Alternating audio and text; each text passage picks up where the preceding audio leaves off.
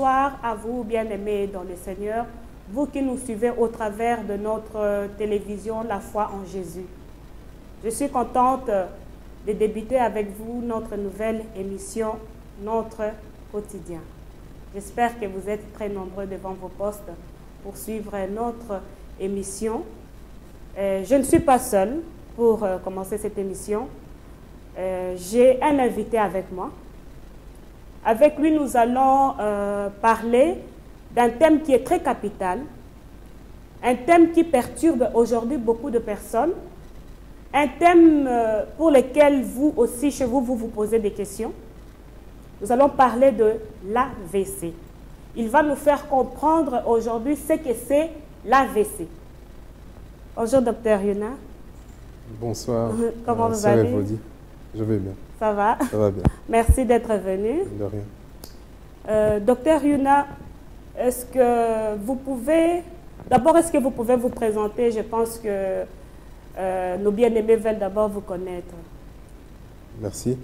Je suis le docteur Essolé Samuel Yuna. Oui. Je suis né à Kinshasa, en République démocratique du Congo. J'ai commencé mes études de médecine au Congo et je les ai terminées ici en Belgique. Je suis médecin généraliste et je travaille également dans les hôpitaux comme urgentiste. Je suis très heureux d'être ici parce que le thème que vous êtes en train d'explorer est un thème vraiment important que beaucoup de gens ne comprennent pas bien. Mais on espère que cette émission va pouvoir les éclairer, clarifier les choses. Docteur Yuna, comme je venais de dire tout à l'heure, est-ce que vous pouvez nous expliquer d'abord c'est quoi l'AVC? Merci, Sœur Evody. Donc, l'AVC, on va commencer par la définition étymologique. AVC signifie accident vasculaire cérébral. Donc, c'est une pathologie qui touche les vaisseaux du cerveau. Donc, le cerveau, c'est l'organe, l'un des organes les plus nobles du corps humain. C'est lui qui contrôle la vision, c'est lui qui contrôle notre sensibilité, c'est également lui qui contrôle notre motricité. C'est lui qui permet de bouger la main, c'est lui qui permet de bouger le bras. C'est vraiment un organe très important. Les vaisseaux qui arrivent au cerveau sont de deux types. Il y a les artères qui sont donc les vaisseaux qui viennent du cœur, qui ramènent l'oxygène dont ont besoin les cellules. Pour que c'est un peu le carburant des cellules. Et donc, ce sang arrive du cœur vers le cerveau. Lorsque les cellules ont utilisé l'oxygène, il crée également des déchets qui passent dans les veines.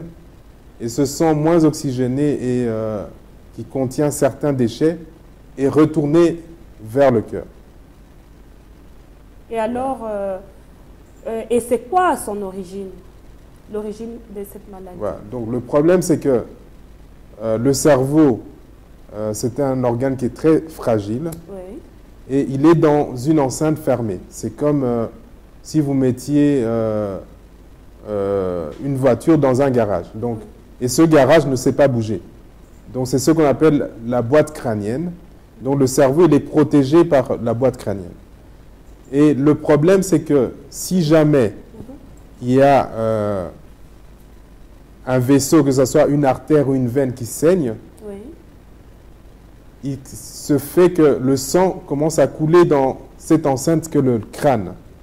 Mais ce sang n'a pas normalement une place importante. Il a un volume normalement réduit. Mais là, vu qu'il y a un saignement, il augmente. Il prend la place du cerveau, en fait. Donc, le sang commence à prendre la place du cerveau. Il commence à comprimer le cerveau. Et donc, le cerveau devient en souffrance. Et lorsque le cerveau, qui est très fragile, devient en souffrance, on peut avoir des fonctions vitales qui peuvent être atteintes ou des fonctions motrices. C'est-à-dire qu'on peut perdre la motricité, la mobilité d'une partie du corps ou alors la sensibilité d'une partie du corps. Maintenant, médicalement, il y a plusieurs raisons à l'accident vasculaire cérébral. Oui. Il y a l'accident hémorragique. Oui. Donc là, ça veut dire qu'il y a un saignement. Oui. Et donc ce saignement... C'est un saignement au niveau du cerveau. Exactement. Oui. Donc, il y a la boîte crânienne et le cerveau est dedans. Oui. Et donc, il peut avoir un saignement dans le cerveau lui-même ou bien à sa surface. Mais le problème, c'est Quand que... vous dites le saignement à sa surface, c'est-à-dire à la surface, ça je ne comprends pas. À la surface, comment? En fait, le cerveau, c'est comme un ballon. Oui, oui. Il y a des veines et des artères qui passent dans le ballon, Dans le ballon, oui. mais il y a également des veines et des artères qui passent sur le ballon. Oui. Donc c'est ça que je dis qu'il peut avoir un saignement sur la surface du cerveau, comme il peut avoir un saignement dans le cerveau, dans le cerveau lui-même. Docteur, il y a une chose que je voulais savoir. Cette maladie, il y a quelques années passées, elle touchait des personnes âgées. Tout à fait. Mais je remarque que de plus en plus, les années avancent, ce sont maintenant des jeunes qui sont très touchés. Et quelle peut être la cause de cela? Ben, l'essentiel de la cause Oui. de ces accidents vasculaires cérébraux, Oui. c'est des problèmes au niveau des vaisseaux. Et donc, ce problème de vaisseau, Oui. il a un risque augmenté avec l'âge. Mais le monde moderne dans lequel nous vivons, déjà, il permet que les gens vivent plus longtemps. Oui. Donc, les gens sont exposés plus fréquemment à ce genre de pathologie. Mais l'autre souci également, c'est le mode de vie. Donc, ça signifie l'alimentation Oui. que les gens ont. Est-ce que les gens sont sédentaires ou pas? Ça signifie est-ce que les gens se mobilisent ou pas? Oui. Est-ce que les gens ont des excès de graisse, des excès de cholestérol? Est-ce que les gens ont un problème d'hypertension? Est-ce que la personne a un problème de diabète? Est-ce que la personne fume? Donc tout ça, c'est dans le mode de vie. Et donc, le mode de vie moderne n'est pas très sain. Donc ça signifie que les gens ne bougent pas bien. Les gens deviennent de plus en plus obèses. Les gens fument. Et la cigarette est toxique pour les vaisseaux. Les gens, se nourrissant mal, développent des problèmes de diabète et des problèmes d'hypertension. Donc, ce qu'on appelle une maladie muette, c'est l'hypertension. L'hypertension. C'est ça le gros problème, surtout en Afrique et ici, parce que c'est une maladie qui est muette. On peut vivre pendant 20 ans avec cette maladie, sans se rendre compte qu'on est hypertendu. Oh là là. Donc c'est pour ça qu'il est très important de faire la prévention. La prévention, donc c'est très important que chaque personne puisse passer une fois par an, par exemple, voir un médecin généraliste pour prendre sa tension. Parce que si vous ne prenez jamais votre tension, vous ne saurez jamais que vous êtes hypertendu. Sauf quand c'est trop tard, que vous commencez déjà à faire des complications. Des complications. Donc, si j'ai bien entendu, vous avez dit les aliments peuvent aussi être à la base aussi de cette maladie, l'AVC. C'est une composante. C'est une composante. C'est une composante parce que lorsque on a une alimentation qui n'est pas équilibrée, qui est trop riche en cholestérol ou en graisse, il se fait que la graisse et le cholestérol commencent à se déposer dans les vaisseaux. Donc les vaisseaux, comme j'ai dit, c'est des tuyaux. Et c'est des tuyaux qui sont vivants. Oui. Maintenant, il y a la graisse et le cholestérol qui se déposent sur la paroi des tuyaux. Et donc ces tuyaux ne sont plus dans leur état normal. Ils peuvent devenir plus fragiles. Et donc, ils peuvent facilement saigner. Ça, c'est l'AVC, qu'on parle d'AVC hémorragique, suite à un saignement. Mais ils peuvent aussi boucher le vaisseau. Le vaisseau. Donc, ça signifie que le tuyau qui devait aller nourrir le cerveau est en partie ou bien totalement bouché. Donc, le cerveau ne sait plus se nourrir. Le cerveau souffre et à un moment, une partie du cerveau peut mourir. Et donc là, ça, on parle d'AVC ischémique. Ischémique, ça signifie qu'il n'y a plus d'oxygène, il n'y a plus de nutrition pour une partie du cerveau. Vous avez parlé en disant que la vie aussi actuelle peut être aussi la cause aussi qui peut déclencher aussi l'AVC. Oui. Dites-moi, c'est-à-dire quoi? L'oppression, le stress, J'ai entendu dire que parfois les soucis aussi peuvent déclencher aussi cela. Et je voulais comprendre, vous pouvez expliquer vraiment nos bien-aimés comment est-ce que le stress peut déclencher un AVC? Donc, ce qu'on appelle comme facteur de risque, donc ça signifie des choses qui font qu'on a plus de risques de développer des AVC. Ouais. Il y a il y a la nourriture déjà, en premier lieu, parce que on dit qu'on est un peu ce qu'on mange. Ouais. Donc, une personne qui n'a pas une alimentation équilibrée, qui a une alimentation trop riche en graisse, une alimentation trop riche en cholestérol ou en sucre, crée des problèmes au niveau de la paroi de ces vaisseaux. Donc, ces vaisseaux vont souffrir. Ces vaisseaux vont devenir plus fragiles et donc vont devenir plus sensibles à l'hémorragie ou à l'ischémie. Ces vaisseaux peuvent développer des amas de graisse ou de cholestérol dans les vaisseaux. Et donc là, on peut avoir des vaisseaux qui se bougent. Ces vaisseaux qui ne sont pas bien nourris et qui sont maltraités par le tabac, par exemple, vont donc souffrir et les vaisseaux normalement peuvent se contracter, mais ils vont se devenir rigides. Et donc ça, c'est l'une des causes de l'hypertension. Dans l'hypertension, on a un tuyau qui était souple qui devient rigide. Et donc lorsque la pression devient trop importante, au lieu que le tuyau puisse se dilater, il ne sait plus se dilater, il est rigide, alors il se déchire. À cause des graisses et tout ça. Ça, c'est à cause des graisses, des toxiques comme le tabac, de l'excès de sucre, et de l'hypertension artérielle. Donc, l'hypertension artérielle, c'est-à-dire que des personnes qui mangent trop salé, c'est ça? C'est pas nécessairement comme ça. Ouais. Le sel, l'excès de sel, ça favorise l'hypertension. Mais l'essentiel des gens ont une hypertension qu'on dit essentielle. Il n'y a pas une cause particulière. Souvent, c'est héréditaire. Lorsqu'on a un père ou une mère qui ont été hypertendus, on a un risque augmenté d'être également hypertendu. Le stress joue également parce que lorsqu'on est stressé, il y a une régulation au niveau cardiaque et au niveau du cerveau, des artères. Donc lorsqu'on est stressé, la plasticité, donc l'élasticité des artères est altérée. Et donc ça crée aussi une rigidité qui n'est pas normale et qui peut entraîner une hypertension, qui peut entraîner une fragilisation également des vaisseaux. Donc, si je comprends bien, l'AVC, ce n'est pas une maladie héréditaire. Il y a une composante héréditaire. Allez. Ah si.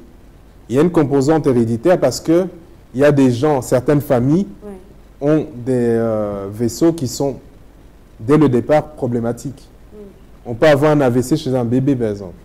Pourquoi? Parce que si un bébé naît avec un vaisseau qui normalement devrait avoir 3 parois, mais qui n'en a pas 3, mais qui n'en a que 2, ou qui a une 3e paroi qui est anormalement fragile, il peut plus facilement, par exemple, rompre un anévrisme. Oh là là. Donc l'anévrisme, c'est une anomalie au niveau du vaisseau qui fait que, au lieu que le vaisseau soit linéaire, il y a une boursouflure. Donc c'est déjà une fragilité, et ça peut être héréditaire. L'hypertension artérielle peut être également héréditaire. Le diabète, qui est un facteur de risque d'AVC, peut également être héréditaire. Mais on peut être dans une famille où il y a des problèmes héréditaires sans développer ce genre de problème. Donc l'essentiel, c'est la prévention, parce que une personne qui sait que dans sa famille on est diabétique, qui fait attention, peut ne pas développer le diabète. Une personne qui sait que dans sa famille on est hypertendu, mais qui fait du sport, qui se nourrit correctement, qui n'abuse pas de sel, par exemple, ou qui ne prend pas de toxiques comme le tabac ou l'alcool, peut également éviter cette hypertension artérielle. En tout cas, bien aimé dans le Seigneur, j'espère que vous avez suivi ce qu'a dit notre médecin. Donc, l'AVC ne se déclenche pas seulement dû aux soucis, mais il y a aussi un problème d'alimentation. Donc, manger sain peut aussi vous éviter l'AVC. Bon, voilà, docteur, une question encore. Dites-moi un peu, quelles sont les séquelles que peut poser cette maladie AVC? Et puis, je voulais savoir encore, est-ce qu'on peut en guérir aussi, totalement? Voilà. Donc, le cerveau, c'est comme une centrale de commande. Ouais, ouais. Chaque région Oui. commande une fonction particulière. Il y a même une cartographie du cerveau. On sait exactement que telle partie du cerveau commande les jambes, telle autre partie du cerveau commande les bras, telle autre partie contrôle telle autre partie du corps. Donc, selon que telle région ou telle zone du cerveau est atteinte, il y a des répercussions. On peut commencer simplement au niveau de la face, du visage, donc. On peut avoir quelqu'un qui perd la motricité de sa face. Oh là. Donc, ça veut dire que tous les muscles qui sont commandés normalement par une certaine partie du cerveau ne fonctionnent plus. Donc, ces muscles-là ne fonctionnent plus. Oui. On a l'œil qui tombe, on a la bouche qui tombe parce qu'il n'y a plus de muscles pour relever la bouche. Oh là là. Ça, c'est déjà une partie au niveau du visage. Au niveau des bras, Oui. on peut avoir une main qui ne sait plus se fermer ni s'ouvrir. Oui. On ne sait plus bouger le coude, on ne sait plus bouger son bras. Donc, toutes ces régions sont commandées par le cerveau. Oui. Il peut avoir exactement la même chose au niveau Au niveau de la jambe. de la jambe. Oui. Donc, on peut avoir un trouble moteur au niveau du pied, un trouble moteur au niveau de la jambe. Et donc, selon que telle ou telle région du cerveau est atteinte, Oui. on peut avoir une paralysie de la face, De la face. une paralysie du bras droit Oui. ou du bras gauche, Oui. une paralysie d'un côté ou de l'autre de la jambe. Mais souvent, les paralysies se font d'un côté. Pourquoi? Parce que si le cerveau droit, le cerveau est coupé en deux. Hein. Oui. Si le côté droit du cerveau est atteint, on aura des déficits de tous les mi-corps gauche. Donc le bras gauche, la jambe gauche ne vont pas fonctionner correctement. Maintenant, les troubles peuvent être aussi au niveau cognitif. Ça signifie quoi? Ça signifie que parler, c'est une fonction du cerveau. Tout à fait. Donc si la zone du langage du cerveau est atteinte, Tout atteint. vous pouvez avoir quelqu'un qui Perd le langage. ou bien ne comprend pas vos questions, Oh là là. ou qui vous répond de manière blablabla, blablabla, blablabla, ou qui, lorsque vous lui posez une question précise, vous répond d'une autre manière. Donc c'est une manière également de pouvoir percevoir que quelqu'un Oui. est en train de faire un AVC. Un AVC. Une personne qui, par exemple, serait en train de cuisiner, faire un repas, qui commencerait à prendre de la javel, à le mettre dans la marmite, c'est une atteinte d'une fonction cognitive du cerveau. Vous pouvez vous dire que peut-être que cette personne est en train de faire un AVC. Une personne à qui vous demanderez quel jour on est, qui ne sait plus quel jour on est, qui vous dit qu'il est en 1980 alors qu'on est en 2014, qui vous dit qu'il est en juin alors qu'on est au mois d'octobre, ça peut être également une fonction cognitive qui est atteinte due à l'AVC. Et si je veux bien comprendre, est-ce que c'est passager ou bien après le cerveau se remet en place comme d'habitude ou bien... Donc, le cerveau, comme je disais, c'est un organe vivant. Oui. Ces tuyaux-là servent à le nourrir. Donc, si maintenant l'arrêt de l'alimentation ne dure pas trop longtemps, on peut faire ce qu'on appelle un AIT. Ah, donc, un AIT. Là, c'est un accident ischémique transitoire. Ça signifie accident ischémique transitoire. Transitoire. Ça, c'est le terme médical. Voilà. Donc, ça signifie qu'une partie du cerveau a été pendant un moment pas assez oxygénée, mais il y a une suppléance parce qu'il y a un autre canal à côté qui a réussi à vasculariser cette région. Et donc là, on a des troubles qui durent moins de 24 heures. Oh là là. Par définition, un AIT dure moins de 24 heures. Moins de 24 heures. Et donc là, on peut avoir une récupération spontanée. Donc, tout redevient normal. Normal d'un coup. Tout redevient normal, mais la zone qui a été atteinte sera à jamais fragilisée. Donc cette zone-là, dans les cas des AIT par exemple, on doit garder la personne sous surveillance au moins pendant 2 à 3 jours. Parce que c'est une zone qui devient plus facilement, qui peut plus facilement saigner. Vous comprenez? Et donc, une personne qui a déjà fait un AVC est à risque de refaire un AVC encore plus important. Oh là là. Et surtout dans les 72 premières heures. Et donc, dans ces cas-là, la personne doit être hospitalisée. Doit être prise en charge à temps. Voilà. Et dites-moi un peu, docteur, les séquelles, ça peut durer combien de temps? L'autre élément très important, Oui. lorsque la personne vient à l'hôpital avec une suspicion d'AVC, on demande toujours quand est-ce que les premiers signes sont apparus. Ça, c'est très, très important. Donc, c'est très dangereux alors quand on ne sait pas savoir. Quand on ne sait pas, parce que le problème, c'est quoi? C'est que, par exemple, une artère bouchée. Oui. Lorsqu'on sait que la personne a commencé à avoir des troubles du langage à telle heure, il y a des médicaments qui existent pour déboucher les artères. Donc, il y a des médicaments qui permettent l'anticoagulation et qui permettent de déboucher l'artère. Mais ces médicaments ne peuvent être utilisés que les 4 premières heures de quand le phénomène est apparu. Donc, si vous arrivez à l'hôpital, vous dites « j'avais mon père qui marchait, qui s'est écroulé, il n'arrive plus à se relever, il a une paralysie du membre inférieur », on lui fait un scanner. S'il ne saigne pas, on va le thromboliser, donc ça veut dire qu'on va lui mettre des médicaments qui vont permettre de lever l'obstruction au niveau de son artère ou de sa veine. Oui, mais ça, c'est plus facile à observer chez des personnes âgées. Quand Non, même, même chez les jeunes. Ah Parce oui. que très souvent, quand ça arrive aux jeunes, on est quand même moins avertis. Et là, on voit quand même aussi moins de séquelles. On est surpris que la personne a déjà fait Mais c'est parce que les gens ne sont pas alertés. Donc, si moi, par exemple, je vois que vous commencez à avoir des troubles du langage, Ouais. moi, je n'aurai pas de doute, je vais vous emmener dans un hôpital. Et là, directement, vous saurez que Non, ils feront un scanner. ils feront un Mais- scanner. Le signe d'appel, il est clinique. Ouais, ouais, C'est vraiment la clinique qui compte. Donc, c'est-à-dire les symptômes qui comptent. en tout cas. C'est les symptômes qui comptent. Une personne qui, tout d'un coup, je ne sais plus lever mon bras, il ne faut pas attendre. Il faut l'emmener direct aux urgences. Une personne qui, tout d'un coup, a une faiblesse dans sa jambe, il ne sait plus la bouger, ça, c'est une cause aussi pour l'amener d'urgence à l'hôpital.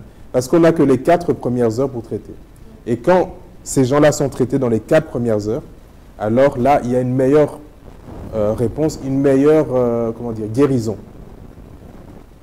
En tout cas, bien aimé, vous avez bien suivi le médecin. Dès que vous avez un frère ou une sœur à vos côtés ou un parent, vous remarquez ces séquelles. Donc, n'hésitez pas d'amener la personne à l'hôpital. Bon, docteur, une question encore. Dites-moi un peu, est-ce qu'un surménage peut aussi déclencher un AVC? Ou Disons, un une surmenage? personne qui est surmenée, Ouais. c'est-à-dire que c'est une personne qui a vécu longtemps stressée, Ouais, ouais, qui peut-être a une dépression qui l'accompagne, oui, qui peut-être se néglige au niveau de sa santé, oui. qui ne voit pas régulièrement son médecin, et donc peut-être que c'est une personne qui vit avec une hypertension qui n'est pas traitée. Et donc c'est clair que le surmenage peut être, c'est pas un facteur de risque comme tel, mais c'est un contexte qui permet, qui favorise le manque de soins et qui favorise donc ce genre de problème également. Oh là là là là. J'espère que, bien aimé dans le Seigneur, vous êtes vraiment satisfait des réponses que nous donne notre médecin. Et docteur, pour un peu, parce qu'on tend vers la fin de notre émission, et quelles sont les précautions que vous pouvez donner à nos bien-aimés pour pouvoir éviter cette maladie? Donc les précautions, c'est vraiment la prévention. La prévention. La prévention, c'est l'hygiène de vie. L'hygiène de vie. L'hygiène de vie, donc éviter les toxiques, éviter l'alcool, éviter l'abus d'alcool, je veux dire, éviter le tabac. L'autre chose, c'est faire des exercices physiques. Plus une personne qui ferait de l'exercice physique 3 fois 1 heure, par exemple, par semaine, a un risque beaucoup moins élevé de faire ce genre de problème qu'une personne qui n'en fait pas. L'alimentation, une alimentation équilibrée, sans excès de graisse, sans excès de sucre, sans excès de sel, favorise également une santé et ça évite ce genre de problème également. L'autre chose, c'est toute personne à partir d'un certain âge, moi je dirais à partir de 25 ans, voir une fois par an son médecin généraliste pour qu'on sache quelle est sa tension habituelle. C'est très important parce qu'il y a également l'autre chose, c'est les troubles du rythme cardiaque.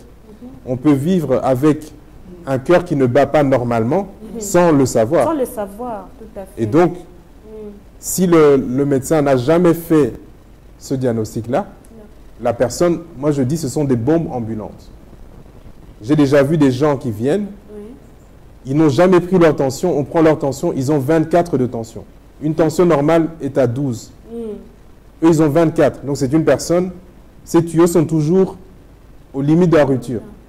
Et donc c'est une personne qui peut avoir un stress à un moment et voilà, il monte à 26 de tension, il pète une artère au niveau de son cerveau, il fait un AVC. En tout cas, vraiment, merci beaucoup. Merci vraiment pour l'éclaircissement.